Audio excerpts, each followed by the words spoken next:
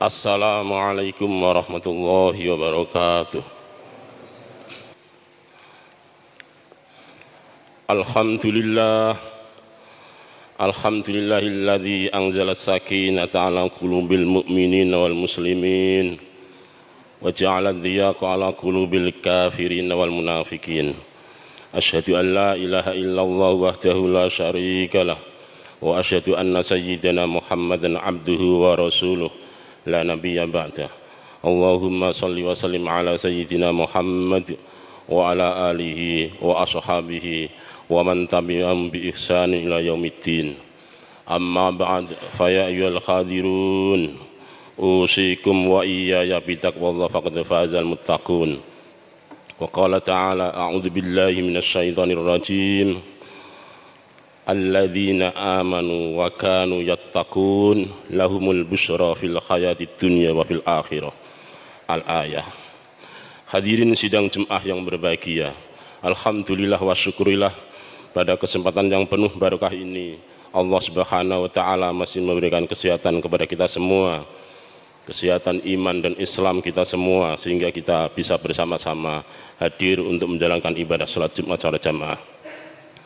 Tak lupa sebagai khotib senantiasa berpesan kepada diri saya sendiri dan kepada jamaah yang merupakan rukun khutbah, yaitu pesan selalu berusaha semaksimal mungkin meningkatkan kualitas takwa kita dimanapun kita berada. Ittaqillaha haitsuma kunta, bertakwalah kamu dimanapun kamu berada.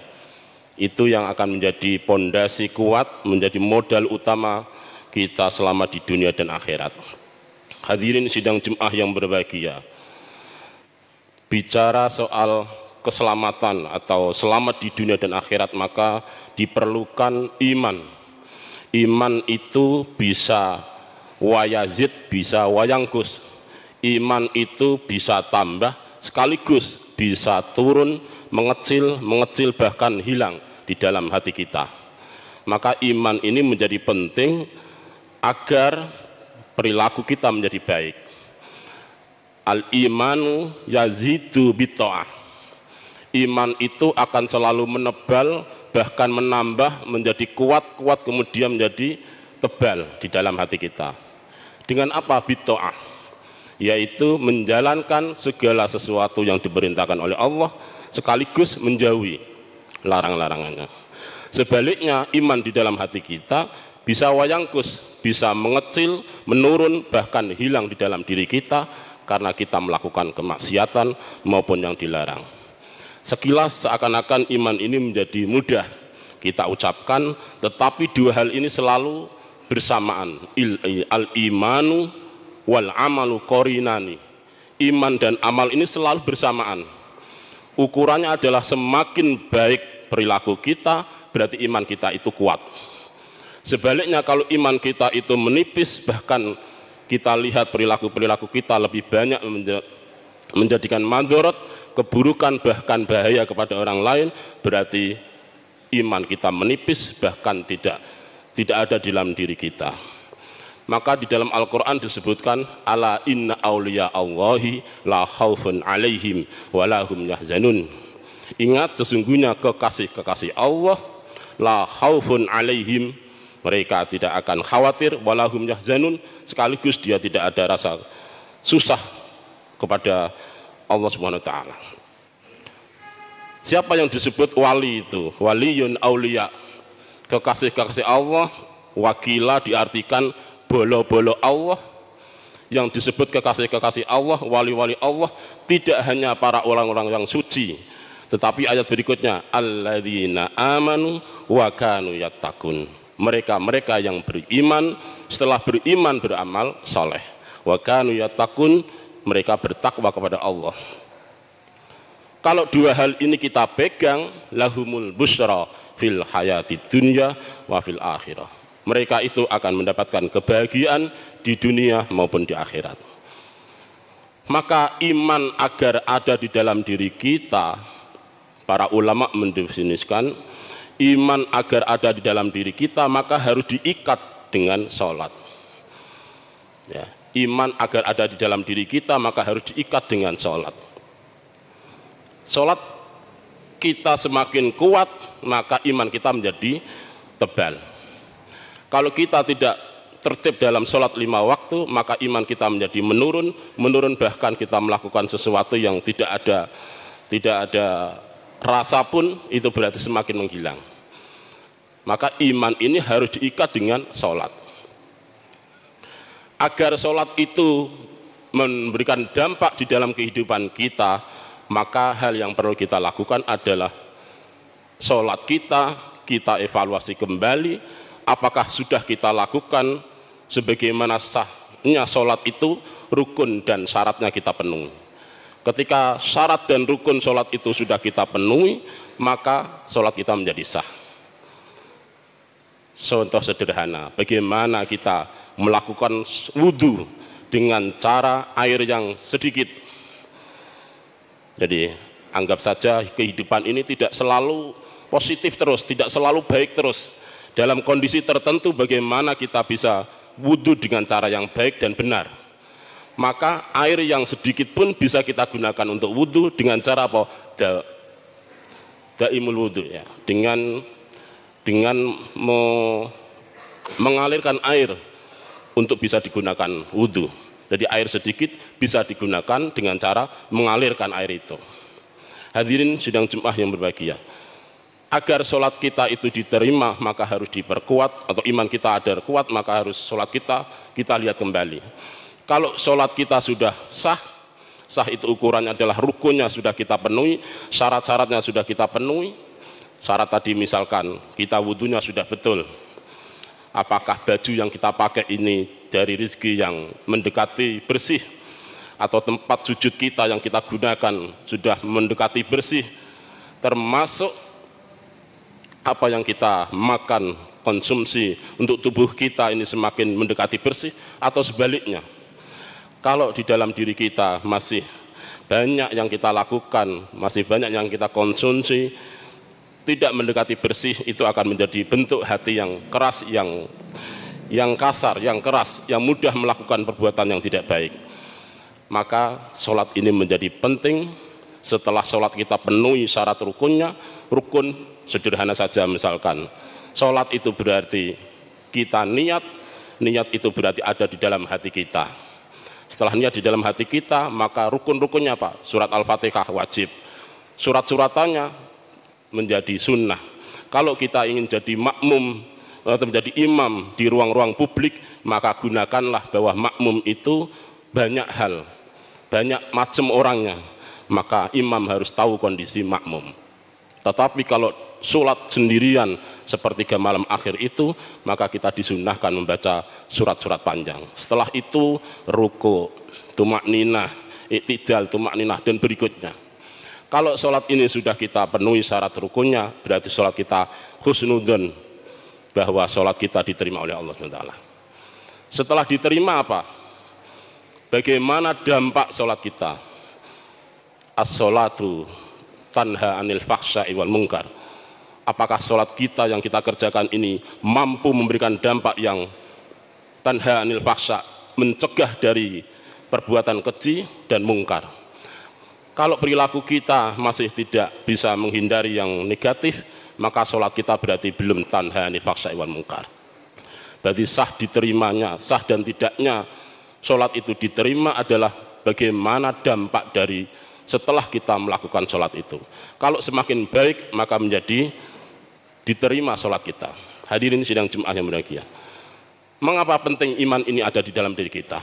Karena di akhir zaman ini, di era digital ini, semua bisa melakukan apapun, termasuk hal yang sederhana pun bisa kita lakukan. Yang jauh bisa dekat, yang dekat pun bisa jauh, karena kepekaan kita lalai dengan tetangga kita.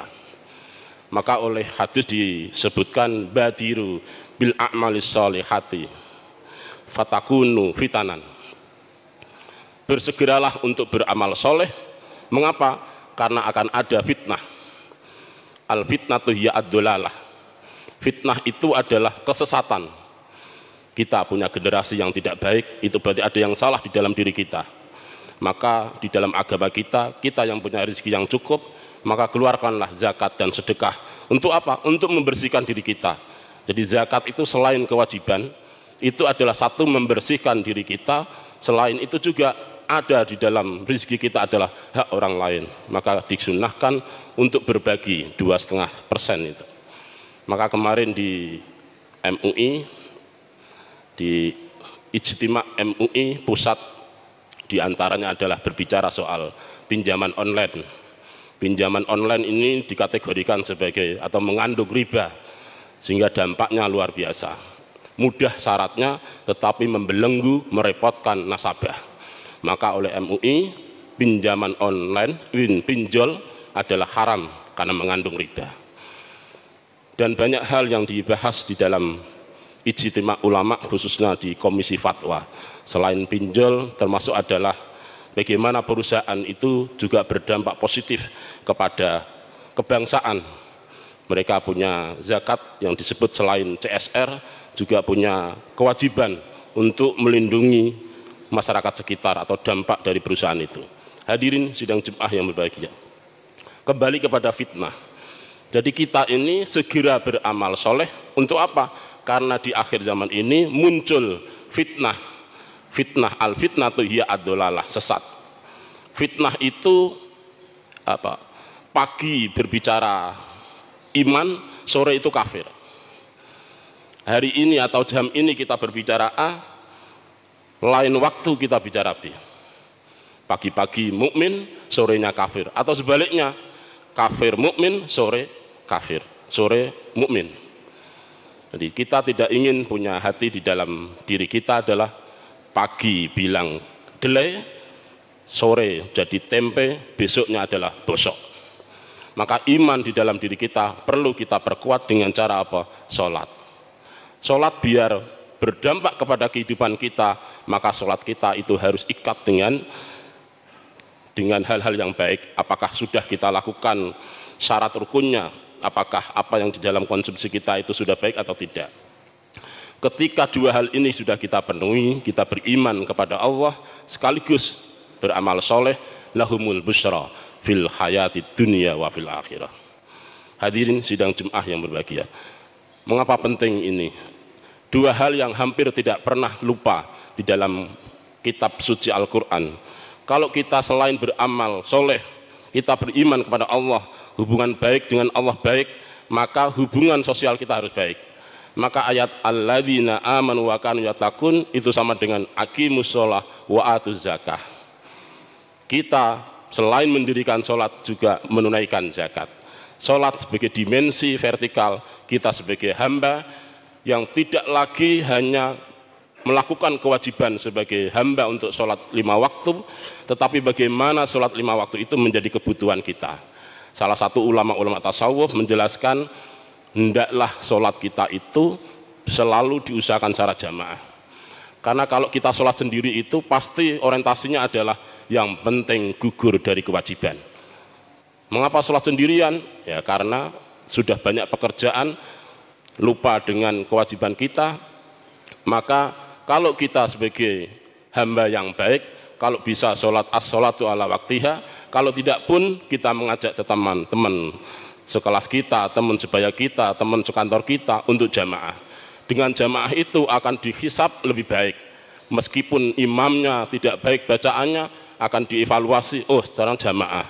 Meskipun makmumnya masbuk, telat, tetapi dia setelah niat baik, sholat jamaah juga akan dievaluasi lebih baik karena dia jamaah. Tapi bagaimana kalau kita sholat sendiri? Sudah takbir iya, setelah itu ingat yang lain. Untuk memberikan saksi, memberatkan, mudah untuk diterima, susah. Maka ulama-ulama mendorong kepada kita, hendaklah sholat kita secara jamaah. Hadirin sidang Jumat yang berbahagia. Yang berikutnya adalah di dalam kehidupan berbangsa dan bernegara, hendaknya kita menjadi manusia yang ummatan wasaton. Ini yang digariskan oleh para ulama termasuk di dalam awal juz 2 itu, wa kadzalika ja'alnakum ummatan wasaton. Umat yang wasaton, umat yang tengah-tengah. Dia tidak orientasinya ekstrim kanan juga tidak kiri. Maka di dalam kehidupan ini Quran pun memberikan definisi, kita tidak diperkenankan untuk selalu mencari materi, tetapi juga harus mengimbangi akhirat. Sebaliknya mencari atau memburu atau selalu ibadah terus juga tidak baik. Yang baik adalah tengah-tengah. Wabtaghi fima atakallahu darul akhirata wala tansa nasibaka minad dunya. Kita tidak boleh hanya mencari dunia atau mencari akhirat saja, tapi harus tengah-tengah. Maka konsep teologi Jabariyah dan Qadariyah itu sangat tidak tepat. Konsep teologinya Qadariyah misalkan, Qadariyah itu berarti semua orang itu mampu, semua manusia itu adalah mampu, bukan dari kehendak Tuhan. Maka Qadariyah menyebut innallaha la yughayyiru ma biqaumin hatta yughayyiru ma bi anfusihim. Untuk bisa merubah nasib kita adalah kita sendiri. Kita bisa jadi seperti ini adalah kita sendiri. Konsep ini adalah konsep teologinya Qadariyah. Ini tidak diperkenankan. Sebaliknya konsep teologinya Jabariyah bahwa segala sesuatu adalah Allah yang berkehendak. Manusia tidak memiliki apa-apa. Wa ma ramaita idz ramaita walakinnallaha rama. Konsep ini bahwa kita hadir di sini bukan adalah kita, tetapi Tuhan menggerakkan kita. Iya, tetapi dalam konsep yang lain kita diberikan akal yang sehat, maka memberikan jalan tengah antara konsep Qadariyah dan Jabariyah, maka muncullah Asy'ariyah, yaitu konsep moderat, yaitu bagaimana kita selain berdoa sekaligus kita juga bekerja sesuai dengan kemampuan kita. Untuk itu marilah kita meningkatkan kualitas iman kita, kita evaluasi sholat kita, apakah sudah betul 5 waktu, sudah setelah 5 waktu, apakah sudah sah atau tidak sah. Sah dan tidak sah adalah kita lihat rukun dan syaratnya. Anggap saja sholatnya sudah sah, maka berikutnya adalah dampak dari sholat itu, apakah sudah memberikan lebih baik atau tidak. Kalau itu bukan milik kita, maka jangan sekali-kali kita ambil. Kalau itu bukan hak kita, hak orang lain, maka berikan kepada orang lain. Maka Islam memberikan jalan yang terbaik, yaitu ummatan wasatan sebagai dinul Islam. Barakallahu li wa lakum fil Qur'anil azim wa nafa'ani wa iyyakum bima fihi minal ayati wadh-dhikril hakim. Aqulu qawli hadza wastaghfiru innahu huwal ghafurur rahim. Wa qur rabbighfir warham wa anta khairur rahimin.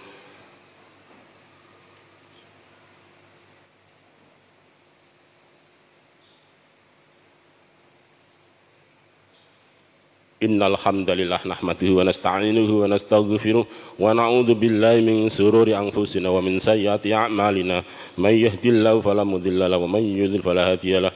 Asyhadu an la ilaha illallah wa la syarika lahu wa asyhadu anna sayyidina Muhammadan abduhu wa rasuluh la nabiyya ba'dah. Allahumma shalli wa sallim ala sayyidina Muhammad wa ala alihi washabihi ajma'in.